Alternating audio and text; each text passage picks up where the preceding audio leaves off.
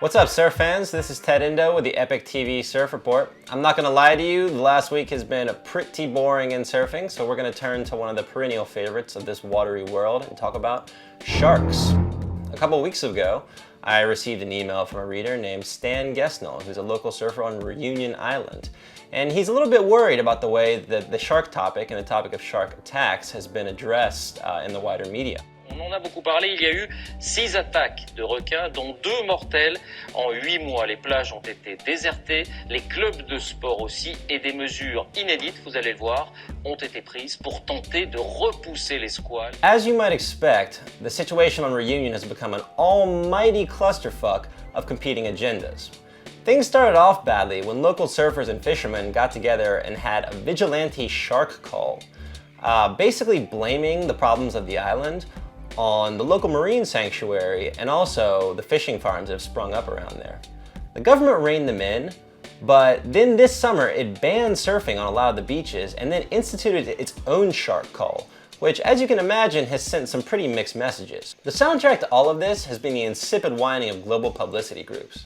Excuse me, what I really meant was global environmental groups, who tend to flock to these things like lawyers flock to ambulances.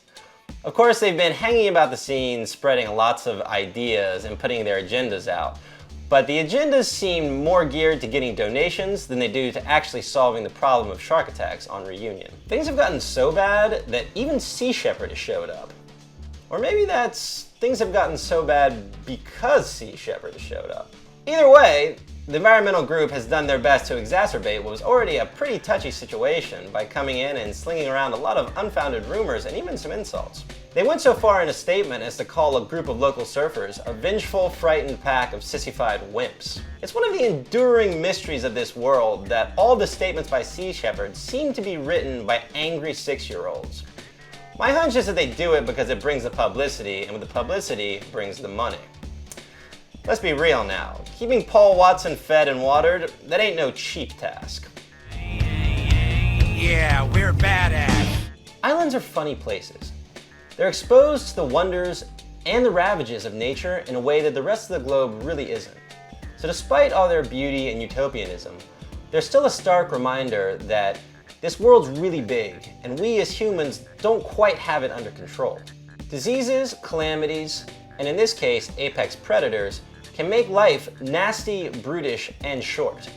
The question is, how do we avoid this Hobbesian state of nature without destroying the very nature that we love and depend on? I don't really have the answer to that, but I really don't think a shark call or villainizing the good people of Reunion is going to make a very good difference. So for the time being, I think we should give the people of Reunion a little bit of leeway and a little bit of understanding. They've got the most to lose and the most to gain from sorting this problem out the way it should be.